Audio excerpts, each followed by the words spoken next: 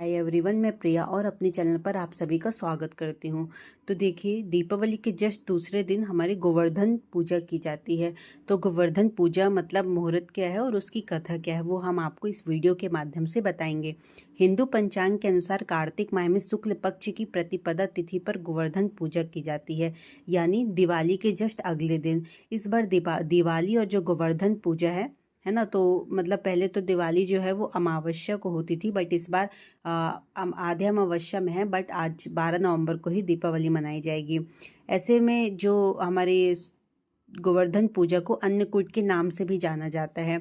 इस दिन महिलाएं अपने घर के आंगन में गोबर से गोवर्धन पर्वत की आकृति बनाती हैं और उसकी पूजा करती हैं। चलिए जानते हैं कि दीपावली के एक दिन बाद ही क्यों मनाया जाता है गोवर्धन पूजा का पर्व।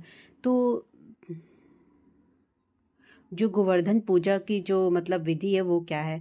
तो गोवर्धन पूजा के दिन सुबह काल जल्दी उठकर स्नान करें, फिर सुबह मुहूर्त में गाय के गोबर से गिरिराज गोवर्धन पर्वत की आकृति बनाएं और साथ ही पशुधन यानी गाय बछड़े आदि की आकृति बनाएं।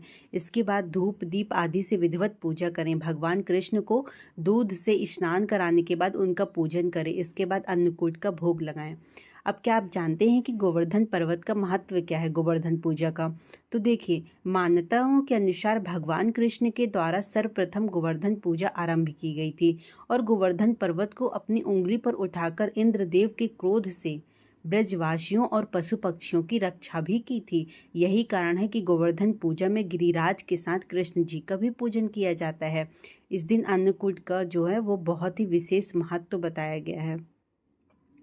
तो गोवर्धन पूजा करना चाहिए आपको भी, है ना। गोवर्धन पूजा का जो मुहूर्त है वो दूसरे दिन ही है, दीपावली के दूसरे दिन, है ना। तो जैसा कि मैंने सुबह उसका जो पूजा विधि बताया है ना, तो वो आप भी करें। और तो चलिए मैं आपको गोवर्धन पूजा की कथा बताती हूँ कि गोवर्धन भगवान की पूजा क्यों की जाती है। तो हिंदू धर्म में दीपावली के दूसरे दिन गोवर्धन पूजा की जाती है। इस पर्व में प्रकृति के साथ मनुष्य का सीधा संबंध दिखाई देता है।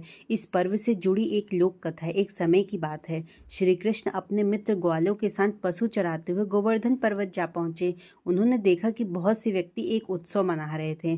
श्री कृष्ण इनका कारण जानना चाहें तो वहां जो उपस्थित गोपियों ने उन्हें कहा कि आज यहाँ मेघ व देवों के स्वामी इंद्रदेव की पूजा होगी और फिर इंद्रदेव प्रसन्न होकर वर्षा करेंगे। फलस्वरूप खेतों में अन्न उत्पन्न होगा और ब्रजवासियों का भरण पोषण होगा।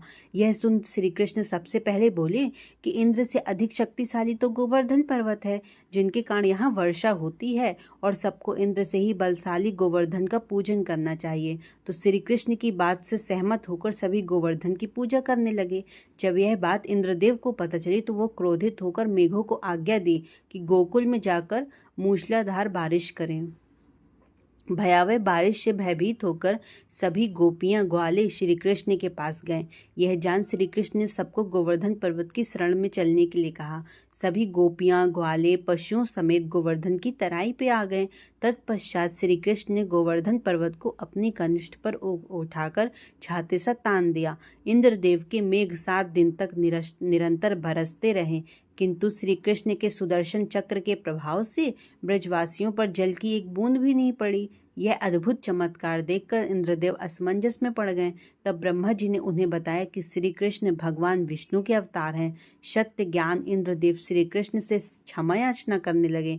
श्री कृष्ण के इंद्रदेव को अहंकार को चूर चूर कर दिया था, अतः उन्होंने इंद्रदेव को क्षमा किया और 7वें दिन गोवर्धन पर्वत को भूमि तल पर रखा और ब्रजवासियों से कहा कि अब वे हर वर्ष गोवर्धन पूजा करें और अन्नकूट का पर्व मनाएं।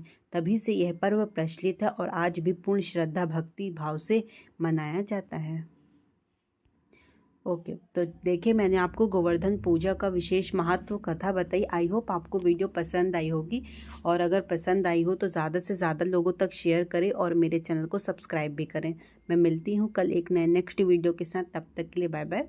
और गोवर्धन पूजा की हार्दिक शुभकामनाएं, दीपावली की हार्दिक शुभकामनाएं। Okay, thank you.